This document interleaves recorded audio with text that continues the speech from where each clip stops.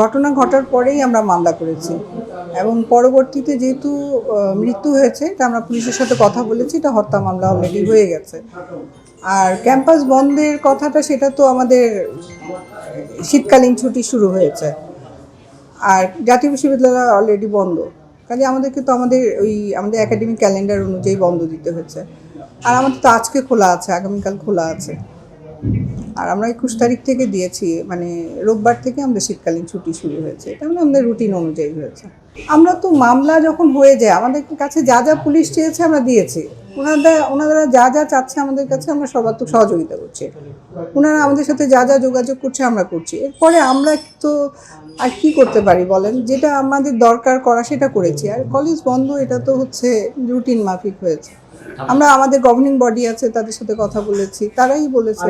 Mona Lisa heavy flow 15 piece প্যাকেটের সাথে 8 পিসের একটি প্যাকেট একদম ফ্রি। আজকে আমাদের একটা টুর্নামেন্ট শুরু হয়েছে, ক্রিকেট টুর্নামেন্ট, ওই সাকিবের নামেই আমরা টুর্নামেন্টটা করেছি। তাই আমি বলছি যেহেতু ওইখানে আমি সকালে থাকবো, হয় দুপুরের পরে আসেন, দুপুরের দিকে আসেন।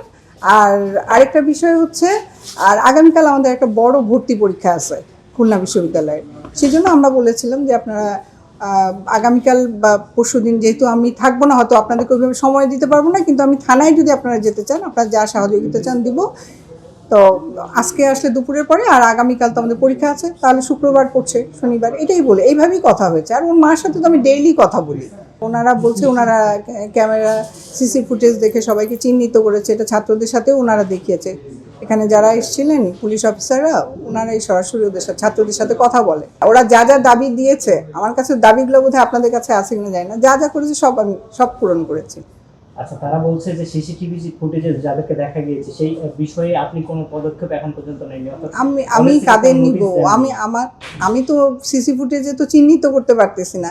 যদি পুলিশ থেকে আসে অভিযোগ বা ওরা চিহ্নিত করে দেয় তাহলে না আমি চিনব।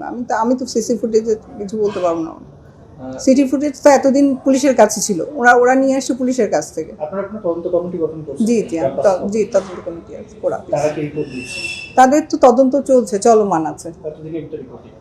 তাদেরকে তো নির্দেশ দেওয়া হচ্ছে 7 দিনের মধ্যে।